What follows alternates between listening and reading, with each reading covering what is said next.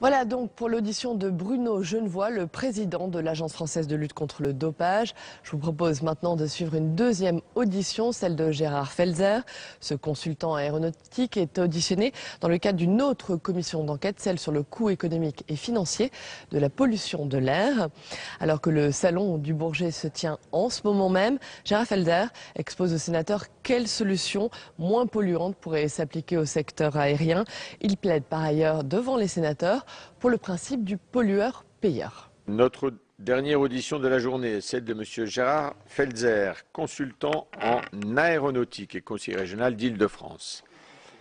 Je rappelle que cette audition est ouverte au public et à la presse et qu'elle fait l'objet d'une captation audiovisuelle qui sera diffusée sur le site du Sénat. Je vais maintenant, conformément à la procédure applicable aux commissions d'enquête, demander à la personne auditionnée de bien vouloir prêter serment, en rappelant pour la forme qu'un faux témoignage devant notre commission est passible des peines prévues aux articles 434, 13, 14 et 15 du Code pénal.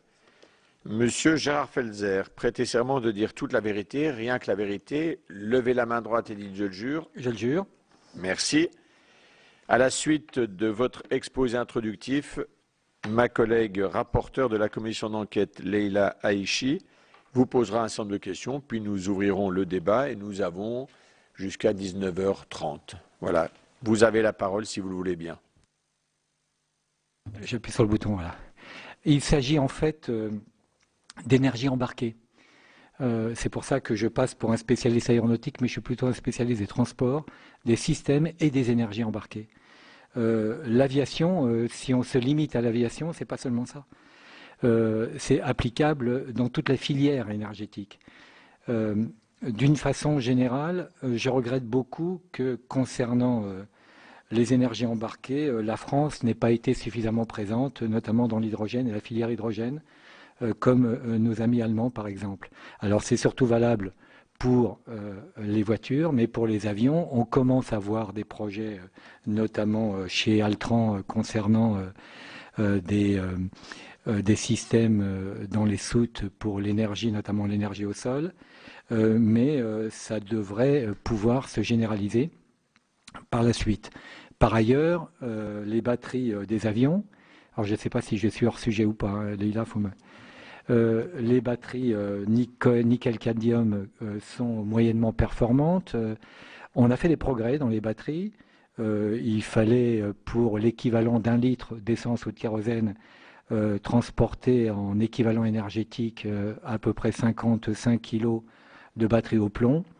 On est aujourd'hui avec les batteries lithium-ion, lithium-polymère, lithium-fer, à environ 30 kg, mais on fait des progrès tous les jours.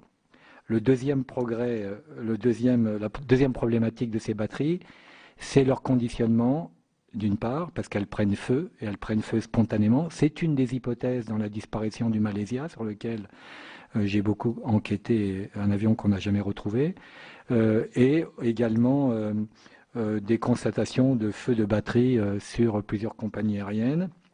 Une technologie qui est assez fine, c'est de la chimie très haut de gamme.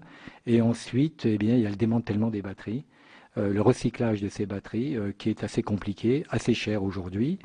Je vous donne un exemple. J'ai été interrogé le directeur des véhicules électriques chez Renault. Je lui ai demandé qu'est-ce que vous faites de vos batteries au bout de 5 ans lorsqu'elles ont perdu 20% de leur capacité. Il m'a dit pour l'instant rien, puisqu'on s'est engagé vis-à-vis de nos clients de remettre des batteries neuves pour retrouver leur autonomie. Il me semble qu'il faut travailler cette filière. C'est ce que je fais à mon tout petit niveau. J'équipe des véhicules utilitaires avec les 80% restants des batteries de ces voitures, soi-disant usagées. Et il doit y avoir en économie circulaire, en tous les cas, une troisième voie. Il est insensé aujourd'hui de mettre au pilon des batteries qui ont 4 ou 5 ans, sachant qu'elles ont encore 75-80% de leur capacité. Notamment, on peut les utiliser pour du stockage d'énergie. Stockage d'énergie, pourquoi ? D'abord pour les pays africains qui n'ont pas d'accès à l'énergie, avec des containers de récupération. C'est aussi c'est l'économie circulaire. pour faire accéder à l'énergie dans un container qui peut contenir, j'ai un prototype que je pourrais vous montrer un jour, une station satellitaire pour la les télécommunications, un frigo, une machine à coudre et surtout une pompe pour amener l'eau potable. Bref, devenir le centre du village. En aviation, on a le roulage des avions. Lorsque j'étais commandant de bord à Air France, je photographiais mon totalisateur de carburant au roulage. Chaque décollage, chaque roulage pour amener au décollage vous fait dépenser entre 200 et 1000 litres de carburant. Et je disais à Jean-Paul Béchat, qui était le patron de Safran à l'époque, je lui dis mets-moi des moteurs électriques sur mes roues. Qui dit moteur électrique, il faut de la puissance électrique, donc soit par batterie, soit par l'APU. L'APU, c'est le petit moteur qui est dans la queue et qui tourne extrêmement vite pour donner l'énergie à l'avion. Ils ont fini par le faire. Ça s'appelle le Green Taxi, des moteurs électriques sous les roues de l'avion. Il faut savoir que le roulage des avions à Roissy, c'est 300 000 tonnes de CO2. C'est l'équivalent du périphérique. Donc si on arrive déjà à résoudre ce petit problème, c'est déjà pas mal, sauf que ça s'applique uniquement aux moyens courriers. Pourquoi ? Parce que sur des Airbus 380, 340 sur lesquels j'étais, ou des Boeing 777, le fait d'emmener 200 kg sur un long courrier supplémentaire vous fait dépenser en 10 heures de vol à peu près la moitié de la masse, c'est-à-dire 100 kg en pétrole. Donc c'est pas rentable du point de vue économique et du point de vue écologique. Alors c'est là où les chemins se croisent entre l'aviation et les autres moyens de transport, c'est qu'il faut imaginer des tracteurs. Des tracteurs qui emmènent jusqu'au bout, jusqu'à l'atterrissage, jusqu'à la piste de décollage et après l'atterrissage, jusqu'au parking et depuis le parking. Et là, on ferait un progrès immense du point de vue de la pollution, du point de vue du bruit, pour les riverains. Et en général, pour l'aviation, ça fait réfléchir. Sauf que ça se heurte à un problème politique, pour le coup. Il faut taxer les avions, non pas à la masse, comme ça se fait aujourd'hui, mais avec un facteur de pollution. C'est-à-dire que un avion qui utilise soit le Green Taxi, soit le tractage électrique automatique, il sera moins taxé que les autres. C'est une prime, pour moi, à l'aviation dite propre. Elle n'est jamais vraiment propre, mais elle peut l'être tout petit peu plus. Ces véhicules sortent du champ de compétences de nos avionneurs. Je réunis à peu près 20 à 25 directeurs de recherche, tout transport confondu, Airbus, Valeo, Michelin, etc. Et on essaye de entrevoir l'aviation du futur en 2050. Ça fait partie des préoccupations. Et la mise en relation de Valeo, par exemple, qui sait très très bien faire les véhicules automatiques, ce qu'on appelle aussi la voiture connectée avec les routes de 5e génération, eh bien, les savoir-faire peuvent se croiser. C'est ce qui se fait. Et moi, j'en suis extrêmement satisfait. Les frontières se brisent entre les industriels de la route, du fer, Alstom, qui a beaucoup de compétences sur les énergies également, pour le bien des transports en général. C'est pour ça que je dis aviation, batterie, très bien, mais c'est la même problématique. Il doit y avoir une filière énergie, me semble-t-il, tout transport confondu, pour aller de la conception, de la recherche, jusqu'au démantèlement.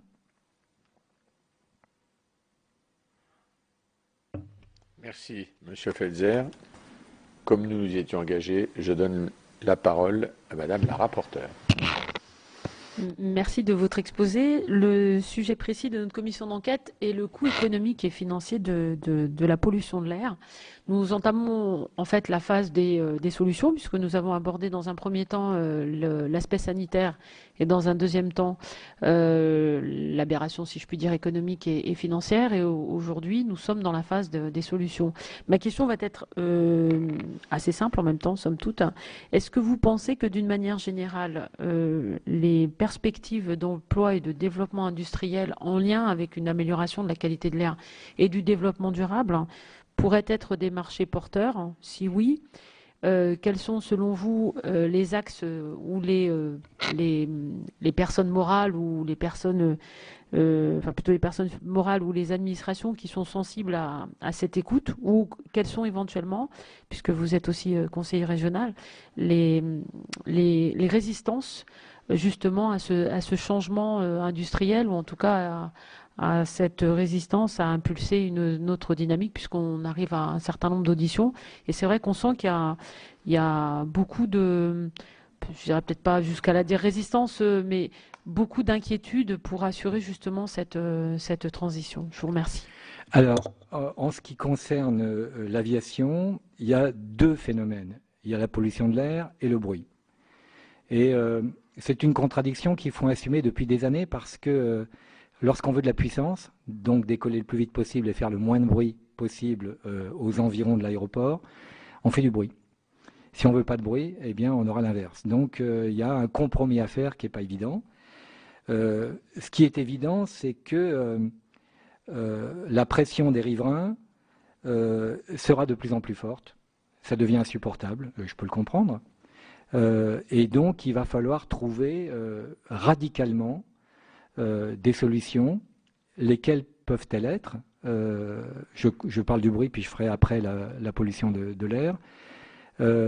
Pour le bruit, ce sont évidemment des trajectoires qui sont radicalement différentes, c'est-à-dire accepter que dans des heures, notamment la nuit, mais il va y avoir de plus en plus d'aéroports qui vont faire fermer l'aéroport de nuit, comme à Francfort par exemple, eh bien, ce qui n'est pas évident parce qu'il y a des choix à faire.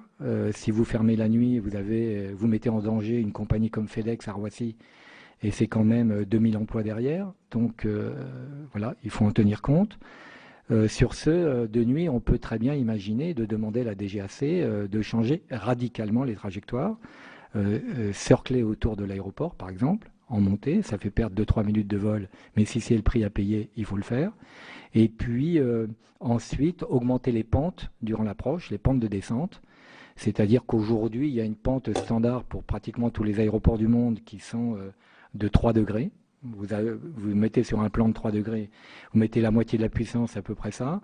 Il faut la pousser probablement à 5 degrés. Je ne dis pas que c'est miraculeux, parce qu'il y a le bruit aérodynamique qui fait quand même largement autant de bruit que le moteur maintenant. Mais en tous les cas, ça concernerait beaucoup moins de monde autour des aéroports.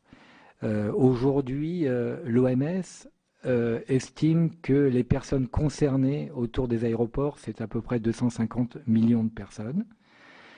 Bon, il faut relativiser parce que le bruit est limité autour des aéroports, même s'il y a beaucoup de population. Alors que le TGV, eh bien, et du point de vue du bruit, eh bien, il intéresse toutes les personnes tout le long de la trajectoire. Donc, il faudrait faire le calcul entre ces différents moyens de transport et les pollutions sonores. Il y a un organisme en France qui est formidable, qui s'appelle l'ONERA, que vous connaissez, qui fait de la recherche sur le bruit. Ils ont une chambre anéchoïde à Saclay, et qui est à Orsay, pardon, et qui est extrêmement performante. Ça fait partie d'un programme européen. Les Allemands ont de leur côté DLR, qui est l'équivalent de l'ONERA. Les recherches doivent être non pas franco-françaises, mais européennes à ce niveau-là. On a fait d'énormes progrès. En 30 ans, on a divisé par 2 le bruit et les émissions sur les réacteurs. Les performances aérodynamiques ont beaucoup progressé également, sauf que on s'est fait rattraper par la croissance du transport aérien. Je vous rappelle qu'il y a 3 milliards de personnes transportées, il y en aura 7 milliards en 2030, et qu'il y a un avion par seconde qui décolle aujourd'hui, il y en aura 2, et qu'on aura beau faire des progrès, c'est asymptotique. On n'arrivera jamais à rattraper la croissance du transport aérien. Donc, il faut un changement de paradigme, il faut une rupture technologique. La rupture technologique, en gros, c'est ce qu'avait fait le Concorde pour la vitesse. Il faut la même rupture technologique pour les émissions et pour le bruit. Alors, quel sera l'avion du futur de ce point de vue-là? Probablement des moteurs intégrés dans les ailes pour préserver du bruit, lorsque le bruit est en dessous, il est moins diffusé, et également souffler les ailes, du point de vue aérodynamique, c'est extrêmement rentable. Ça permet d'avoir moins de poussée, notamment pour le décollage. Est-ce que j'ai à peu près répondu à la question? Vous pensez que c'est des marchés potentiels pour notre pays? Absolument, c'est une chance, c'est une opportunité. Parce que il ne faut pas oublier une chose, on est dans un marché extrêmement concurrentiel. On est dans un marché où on ne paie pas la même chose suivant l'endroit où on se trouve. Le drame des compagnies aériennes européennes, notamment Air France, c'est la concurrence du Golfe, notamment Emirates, parce qu'ils payent le pétrole beaucoup moins cher, que la pollution, ça ne les concerne pas, qu'ils payent les avions moins cher, qu'il n'y a pas de charges sociales, etc. Vous connaissez le problème mieux que moi. Donc aujourd'hui, on peut rattraper ce genre de handicap par des avions, ou du moins aider à la conception des avions, parce que le client, c'est d'abord la compagnie aérienne, et ensuite ce sont les clients qui choisissent. Si vous choisissez d'être une compagnie vertueuse, je suis persuadé que le client choisira la compagnie la plus vertueuse. Et ça doit s'accompagner par, et là c'est ma casquette de conseiller régional, par des taxes différenciées entre ceux qui sont vertueux et ceux qui le sont moins. Je vous donne un exemple. FedEx faisait poser il n'y a pas encore très longtemps des Airbus A300, des 727. On les a tellement taxés pour qu'ils achètent des 777 que maintenant c'est en 777 qui est un avion beaucoup moins bruyant, beaucoup plus moderne. On peut créer des emplois sur l'avion silencieux, l'avion moins lourd, moins cher, dans la filière excellence qui est Safran, avec les accords qui sont tout à fait formidables entre General Electric et Snecma. Rolls-Royce également, il doit y avoir des acteurs croisés de ce point de vue-là pour des moteurs beaucoup plus propres d'une part, et que la recherche soit ciblée. Alors la difficulté, c'est que pour sortir un avion ou sortir un nouveau moteur, il faut 10-15 ans. Aujourd'hui, on vend des 350 qui n'est pas encore sorti en compagnie aérienne. On vend des 380, il sera encore là en 2050.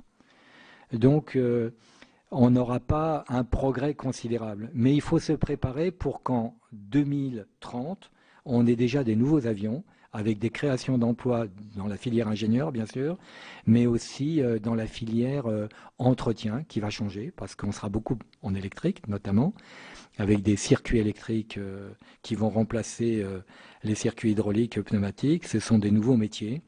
Et franchement, c'est une opportunité. On voit le succès d'Airbus.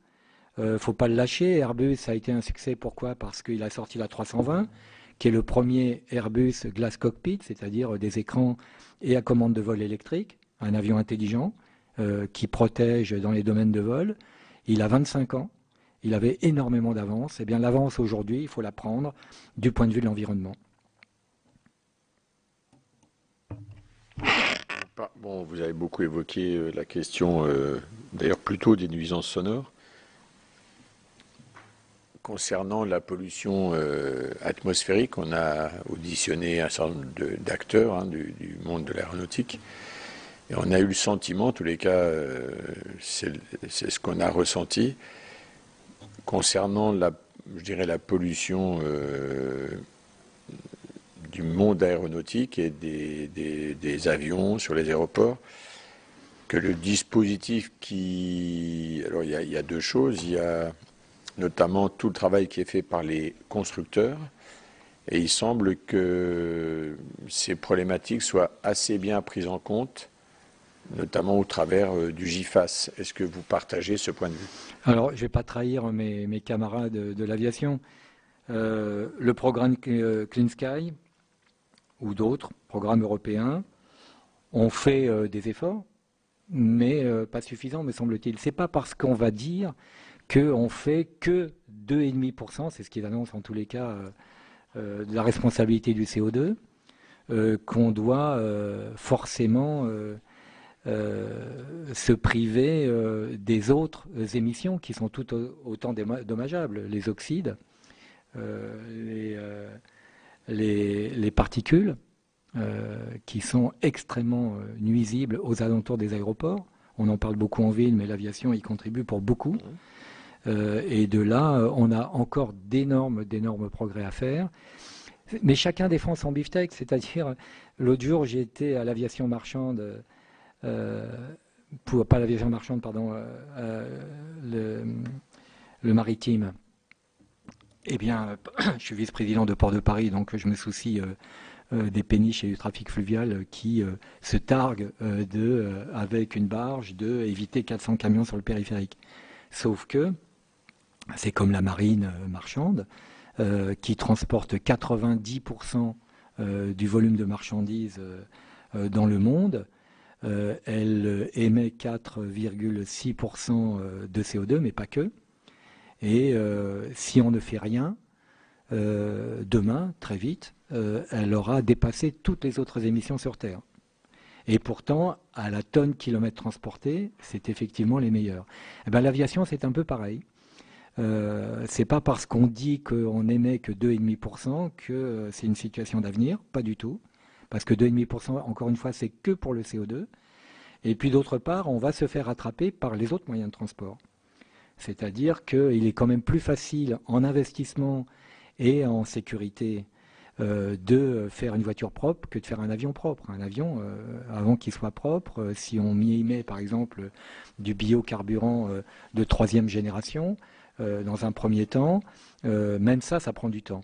Et eh bien, le 2,5%, il va rapidement, si vous mettez et vous interrogez Monsieur Jean-Marc Jancovici, je ne sais pas s'il est venu ici, eh bien, on atteindra facilement les 10 à 15%. Mais sur la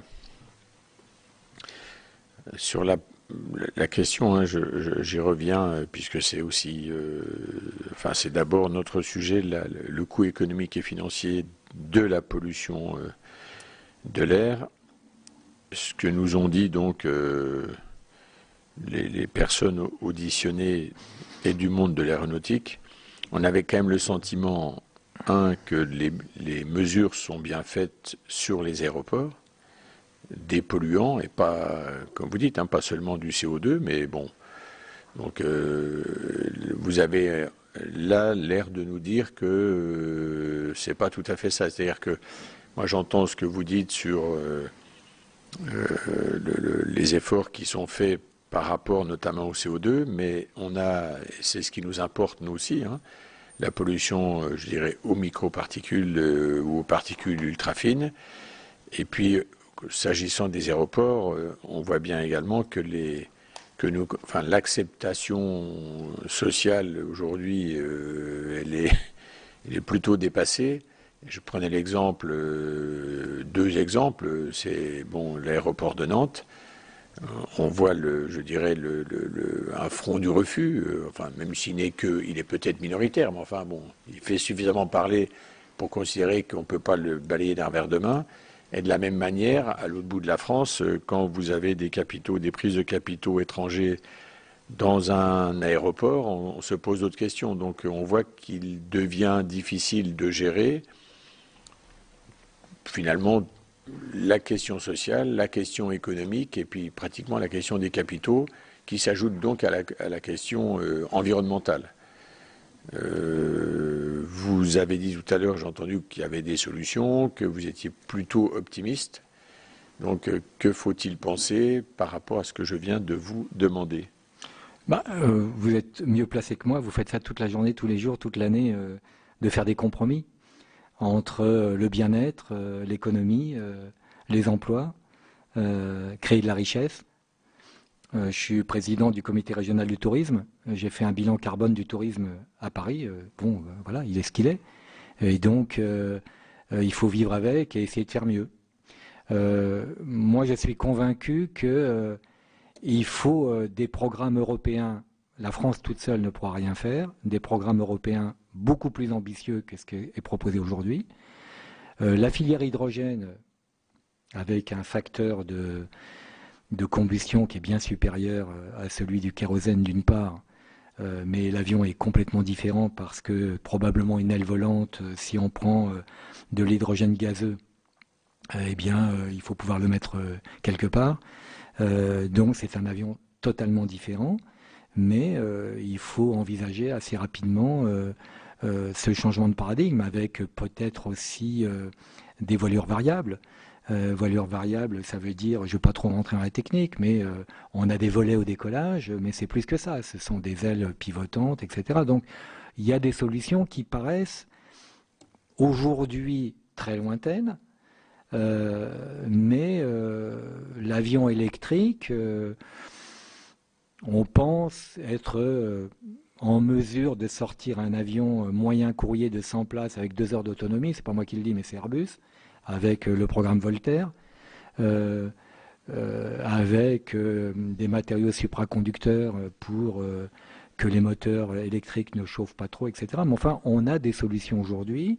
Le seul problème, c'est qu'il faut trouver l'équilibre entre l'investissement qui est extrêmement lourd et l'amortissement derrière. Ces compagnies ont des contraintes financières. On n'ose pas démarrer un nouveau programme. Regardez ce qu'a coûté le programme 380, qui a doublé, voire presque triplé en quelques années. Donc se lancer dans un avion radicalement nouveau, comme le Concorde par exemple. Le Concorde a pris 11 ans d'études et de développement avant d'y arriver. Si on faisait le même effort qu'on l'avait fait à l'époque pour le Concorde, on y arriverait, et on y arriverait beaucoup plus vite. C'est une question d'aide aussi. Pardon, excusez-moi de vous interrompre, mais vous avez parlé d'Airbus et de Concorde. Je dirais que malheureusement, a posteriori, je préfère qu'on parle d'Airbus que de Concorde. Le Concorde, il a coûté cher, me semble-t-il. Il a eu du mal à percer parce qu'il y a une résistance partout et finalement... non, mais je suis complètement d'accord avec vous. Je suis complètement d'accord avec vous. Je ne suis pas en train de défendre le Concorde. Je défends... Vous prenez l'exemple de la rupture... La rupture technologique. Ouais. C'est-à-dire que le Concorde faisait partie de l'aérospatiale à l'époque, donc d'Airbus aujourd'hui. Je ne parlais pas de l'avion. Hein. Concorde et Airbus, ça fait partie de la même compagnie aujourd'hui qui s'appelle Airbus. Aujourd'hui, on mettrait les mêmes hommes derrière, ces mêmes ingénieurs qui ont été brillants, même si le Concorde, je suis complètement d'accord avec vous, c'est une aberration. Je veux dire, un truc qui fait, j'en ai fait du Concorde, hein, qui fait 10 tonnes à l'heure, enfin, je veux dire, c'est complètement dingue, quoi. Je veux dire, on en est à 20 litres au 100 par passager, ça va, quoi. D'accord, mais il n'empêche qu'ils ont été absolument géniaux. C'est un appareil qui avait tout inventé. L'Airbus n'existerait pas s'il n'y avait pas eu le Concorde. Les circuits électriques, les transferts de carburant pour le centrage, il y avait tout sur cet avion. Les commandes de vol électriques, c'était le Concorde. Et dans les années 60. Donc ils ont su trouver aujourd'hui ce qui a fait la qualité d'Airbus. On n'a pas changé. Les systèmes hydrauliques sont les mêmes. Il y a du vert, il y a du jaune, il y a du rouge, c'est pareil. Ils ont révolutionné l'aviation civile du point de vue technologique. Il faut faire ce même effort pour l'avion propre. C'est une nécessité. On n'a pas le choix de toute façon. Donc, vous pensez que l'avion propre, il sera, on va dire, électrique. Je ne cherche pas à savoir d'où vient l'électricité. Oui. D'accord. Oui. Dans un premier temps, peut-être peut-il être à hydrogène avec des moteurs et des nouvelles hélices qui seront à l'arrière de l'avion. Finalement, les gros réacteurs aujourd'hui, ce sont des moteurs à hélice. 80% de la puissance passe par l'hélice, par le compresseur. Alors, on passera peut-être par ces phases-là, mais l'électricité à haute puissance, à haut rendement, elle est presque déjà là. Donc oui, on y arrivera. Quand j'ai présenté à Airbus un petit programme d'avion-école, il y a 3-4 ans, j'étais directeur du musée de l'air à l'époque, j'ai dit ça serait bien qu'on fasse, et c'est Patrick Gandil de l'aviation civile qui m'a dit écoute, je suis emmerdé avec les... vous traduisez pas mot à mot, hein, avec les riverains, pardon, avec les riverains, tous les nobles, etc. Vous êtes filmé. On est filmé? Oui. Aïe, aïe, aïe. Bon. Alors, il fallait faire quelque chose pour les riverains. Et il faut faire quelque chose pour les riverains. On vit dans une société où on doit partager les territoires. Et on a le droit de dormir. Et on a le droit aussi de prendre son pique-nique le dimanche. Donc j'ai proposé à ce qu'on fasse un avion électrique école. Un truc de fou, mais ça a été fait. Et finalement, Airbus l'a pris très au sérieux. C'est arrivé aujourd'hui, ça s'appelle l'IFAN. C'est un petit avion électrique biplace, qui est un peu compliqué, c'est vrai, mais qui donne la voie. Et le fait qu'un gros industriel comme ça accepte de faire un tout petit avion pour les aéroclubs, ça prouve que l'avion est considéré comme un banc d'essai. On essaie les énergies embarquées, on essaie les nouveaux moteurs, on sait les refroidir, on travaille sur les BMS, les Battery Management System, etc. Et je trouve ça très bien. Et puis il y a d'autres initiatives. Il y a en ce moment le Solar Impulse de Bertrand Piccard qui fait le tour du monde. Il a trouvé des partenaires privés, des montres, etc. Et les industriels ont apporté leur savoir-faire. Je trouve que c'est un mariage formidable parce que c'est un événement médiatique. D'abord, ça donne envie. Il fait le tour du monde sans une seule goutte de pétrole. C'est quand même un signe. Alors évidemment, il est tout seul et on ne fera pas un avion de transport solaire. OK. Mais on fait d'énormes progrès. Il a mis dans son avion le Solar Impulse ce qu'il y avait de mieux en batterie, ce qu'il y avait de mieux en BMS, ce qu'il y avait de mieux en moteur électrique et en panneaux solaires. Et aujourd'hui, ça montre la voie. Les Chinois viennent aujourd'hui avec des petits avions écoles qu'ils ont fait homologuer parce qu'ils ont racheté des compagnies américaines et slovènes qui sont très forts dans ce domaine. Voilà, ça va commencer par les petits avions, et puis petit à petit, on va grossir, on va apprendre en marchant, et je trouve ça très bien. Moi, je suis extrêmement confiant dans l'avion de l'avenir, l'avion propre. Quand je dis l'avion propre, c'est pas tout à fait ça, parce que c'est jamais propre, rien n'est propre, mais en tous les cas, beaucoup plus vertueux. Sur ces sujets justement pour l'avion d'avenir, quelles est selon vous les plus grandes résistances au changement? Est-ce que ça viendrait plutôt des industriels? Est-ce que éventuellement la classe politique ou une ambiance générale de notre pays qui fait que ça peut être compliqué? Ou au contraire, vous sentez que justement qu'il peut y avoir une dynamique en ce sens? Alors, il y a des résistances financières, évidemment. Quand un industriel vous lui dit vous allez me faire un avion complètement nouveau avec une rupture technologique, il y a un coût derrière. Donc, il faut trouver l'argent. Alors, l'argent, il faut aussi le canaliser parce que il y a des programmes européens qui ont été attribués à de la recherche, quelquefois, qui n'avaient pas cet objectif. On a pensé, par exemple, à faire le personnel plane.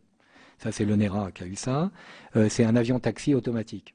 Bon, on s'est posé la question de savoir si on pouvait se passer des pilotes, pourquoi pas, un taxi en pleine ville, mais il faut que ce soit des avions électriques pour le coup. Donc, on étudie ce genre de choses, mais une aide massive à la recherche, d'abord créateur d'emplois, et puis garder aussi nos savoir-faire, c'est quand même important. On a des savoir-faire aux États-Unis, il faut aller voir comment marche le MIT. Ils ont sorti, alors c'est pour l'anecdote, j'ai été le voir et j'ai même essayé, ils ont une voiture avion, bon c'est James Bond, très drôle. Mais des étudiants qui ont monté leur boîte, qui ont certifié leur avion, et ça s'appelle le Terrafugia, peut-être vous pourrez le voir sur Internet.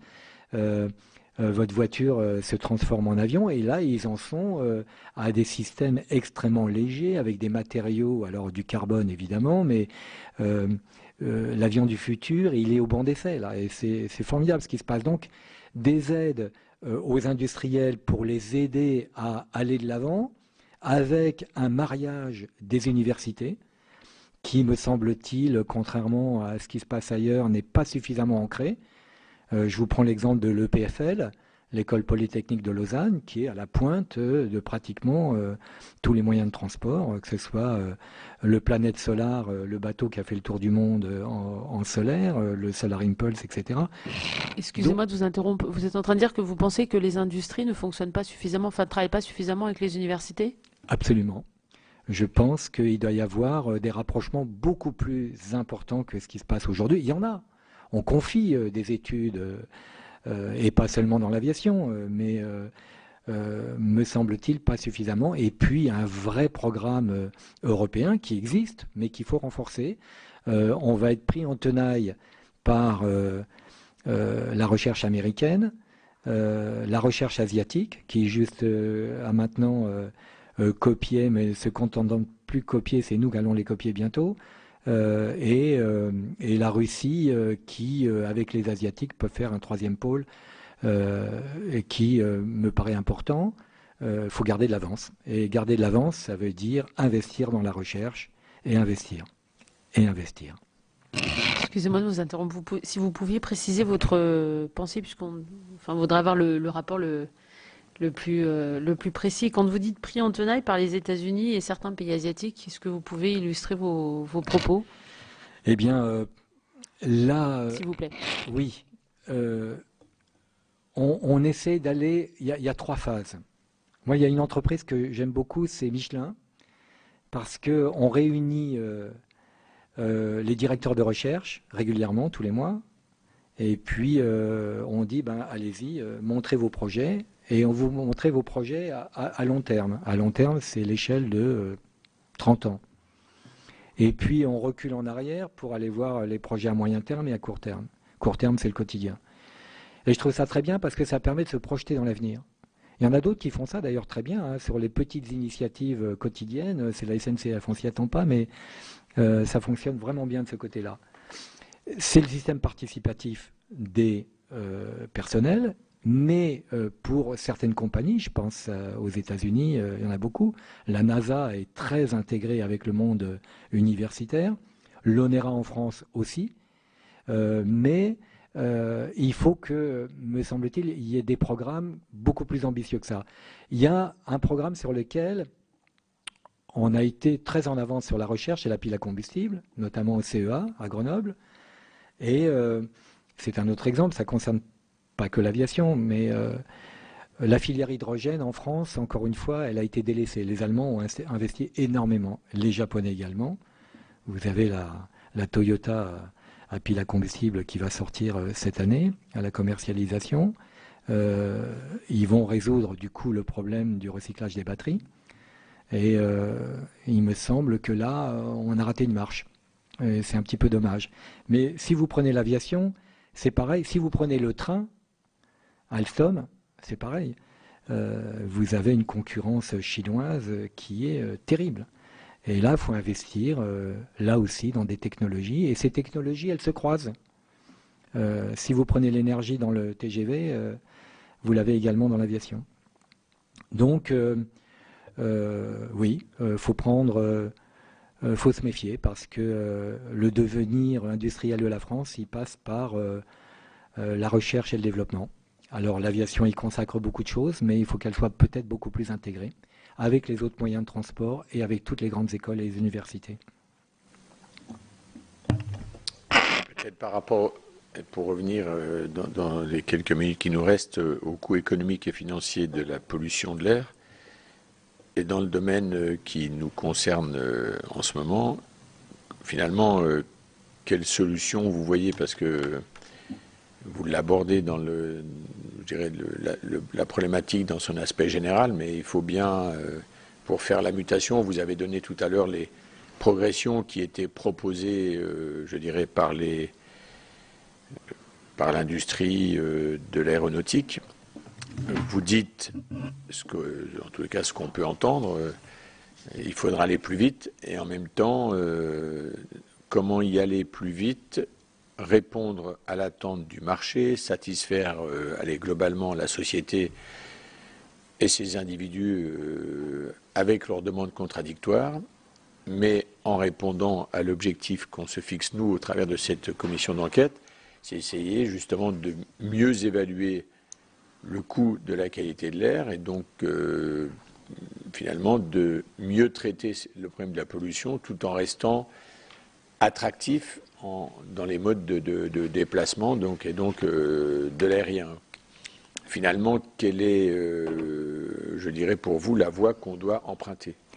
Moi, à mon avis, c'est la même formule qu'on emploie depuis longtemps mais qu'on n'applique pas, c'est pollueur-payeur. C'est-à-dire que quand la Russie, la Chine, les États-Unis se sont opposés à la dernière conférence climat à la taxe carbone pour les avions,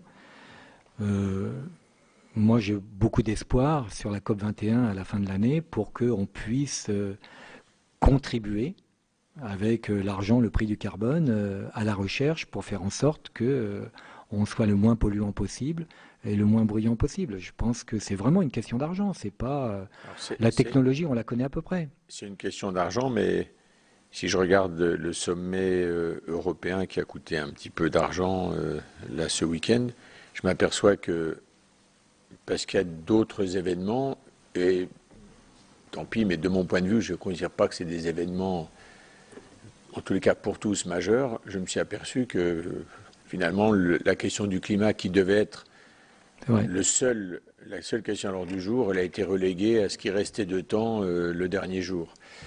Donc je me dis, il faut au moins formuler un souhait, c'est qu'il n'y ait pas d'événements importants ou dramatiques en fin d'année, faute de quoi j'ai l'impression que le climat resterait une question peut-être encore secondaire. Je suis optimiste, pessimiste? Vous êtes réaliste. C'est vrai que bon, je ne serais pas rentré dans le giron de Nicolas Hulot si je ne pensais pas comme ça, c'est-à-dire que et être élu Europe Écologie Les Verts, parce que il faut arrêter de faire des victimes pour lesquelles la technologie n'a pas apporté grand-chose. Je veux dire, ceux qui respirent autour des aéroports, c'est pas ceux qui prennent l'avion, hein. Donc il y a une question de moralité aussi. Quand on dit pollueur-payeur, ça veut dire faire en sorte que les gens qui amènent de la richesse, on fait travailler 100 000 personnes dans les aéroports, il faut en tenir compte, mais en même temps, je pense que c'est la même problématique que la taxe poids lourd qu'on a abandonnée pour les camions, hein. Je veux dire, c'est exactement la même chose.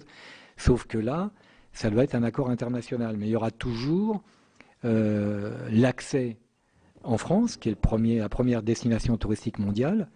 Eh bien, on a quand même des leviers pour faire en sorte que déjà, dans un premier temps, on accueille des avions qui sont moins polluants par rapport aux autres, qu'on fasse payer une taxe non pas à la masse de l'avion, mais à la tonne kilomètre transporté ou au passager kilomètre transporté le moins polluant par rapport aux autres. C'est vrai qu'un Airbus 380, si vous le remplissez à 800 personnes, vous n'êtes pas loin de 2 litres au 100 par passager. Et donc, en mettant ce genre de facteurs sur lequel on a encore la main, alors on va dire oui, mais alors les gens, ils vont se poser à Bruxelles, ils vont se poser à Amsterdam, ils vont plus se poser à Roissy. J'en doute, il faudra faire l'effort de faire une enquête là-dessus, mais j'en doute. Je pense qu'on a encore des leviers pour, encore une fois, demander une contribution un tout petit peu plus importante et ça ne va pas changer grand-chose sur la contribution du secteur aérien. Et vous savez, quand vous tapez et achetez un billet d'avion et on vous propose de compenser votre carbone, zéro. D'abord, le prix du carbone est tellement bas que ça ne change rien. Et ensuite, c'est pas très incitatif, quoi. Alors, il faut trouver des solutions. Voilà, vous avez donc pu suivre l'audition de Gérard Felzer, ce consultant aéronautique était auditionné par la commission d'enquête sur le coût économique et financier de la pollution de l'air. Il a plaidé devant les sénateurs pour le principe du pollueur-payeur.